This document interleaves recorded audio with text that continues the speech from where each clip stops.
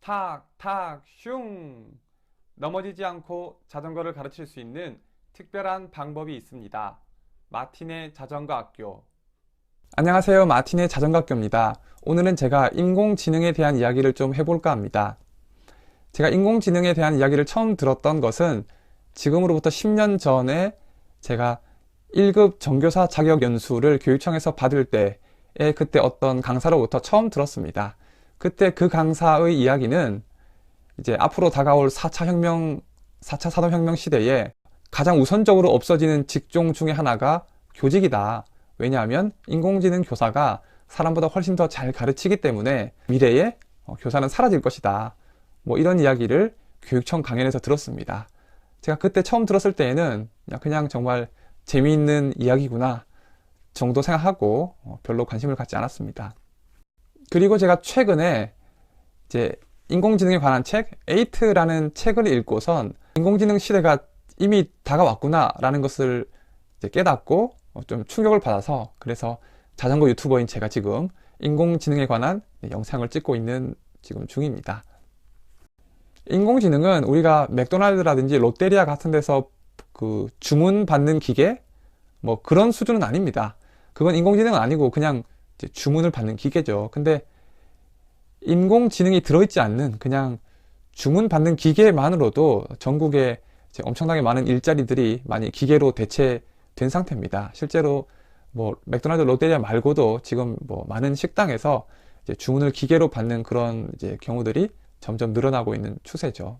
인공지능은 그냥 조금 똑똑한 기계가 아니라 우리가 몇 년 전에 알파고와 이세돌의 바둑 대결에서 본 것처럼 세계적으로 가장 바둑을 잘 두는 사람들 수준보다 더 뛰어난 실력을 굉장히 짧은 시간 내에 스스로 학습해서 만들어내는 그런 지능, 그런 지능이 바로 인공지능입니다. 그러니까 우리가 전통적으로 열심히 공부해서 갖게 되는 그런 직업들, 뭐 예를 들면 의사라든지 변호사, 이런 직업들은 인공지능으로 굉장히 빨리 대체되는 그런 직업이라고 할 수 있고 또 그런 직업이라고 책에 나오고 있고 실제로 미국에서는 이미 인공지능 의사라든지 인공지능 변호사가 굉장히 활발하게 활동을 하고 있다고 합니다.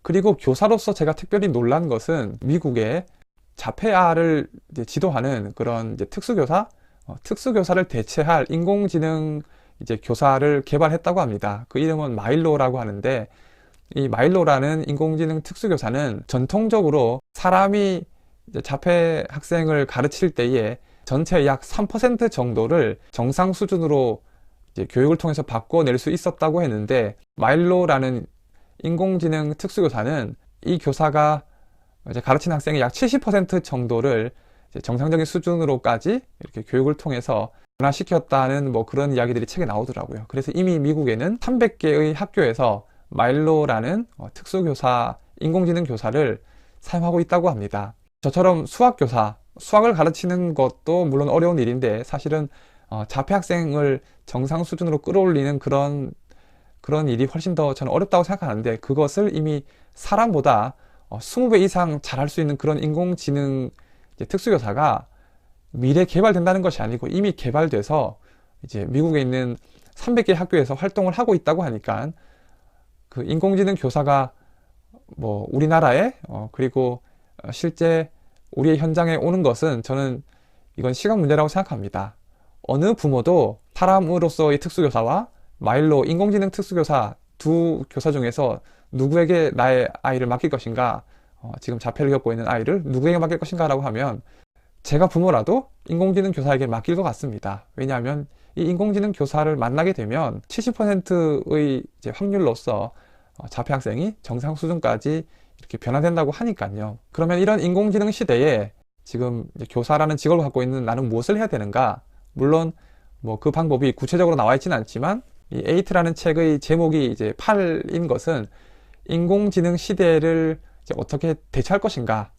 주로 30대, 40대 이렇게 직장인을 대상으로 하는 내용인 것 같고 인공지능 시대를 대비하기 위한 어떤 8가지 이제 활동, 8가지 방법 뭐 이런 것들을 소개하고 있는 책입니다. 그래서 저는 이 책도 여러분들이 꼭 한번 읽어봤으면 좋겠고 그리고 30대, 40대 직장인뿐만 아니라 어떤 직업을 내가 가질 것인가를 고민하는 20대도 그렇고 아니면 내가 대학에 무슨 과를 진학할 것인가를 고민하는 고등학생에게도 굉장히 유익하고 또 의미 있는 책이라고 생각합니다. 아무튼 그게 10년 후일지 20년 후일지 모르겠지만 우리가 열심히 공부해서 그 전문 지식으로서 하는 일들은 대부분 인공지능과 경쟁을 하게 되는데, 물론 인공지능과의 경쟁에서 이기기 위한 어떤 방법, 이 책에서는 공감 능력과 창의력을 기르는 것이 인공지능에게 지지 않는 방법이라고 제시하고 있는데, 각자 자기 직업에서 내가 어떻게 무엇을 해야 공감 능력을 더 기르고 또 창의성을 더 키울 수 있는지는 각자 고민해 봐야 될 문제이고, 그리고 이제는 인공지능이 우리 생활에 깊숙이 관여하는 것이 이미 현실이 된 것 같습니다. 그래서 아직 이 책을 읽지 못하신 분들은 이지성 작가의 에이트라는 책 꼭 한번 읽어보시기를 강력히 추천드립니다. 자전거를 가르쳐야 하는 부모님들께 이 채널을 공유해 주십시오. 설명은 제가 하겠습니다.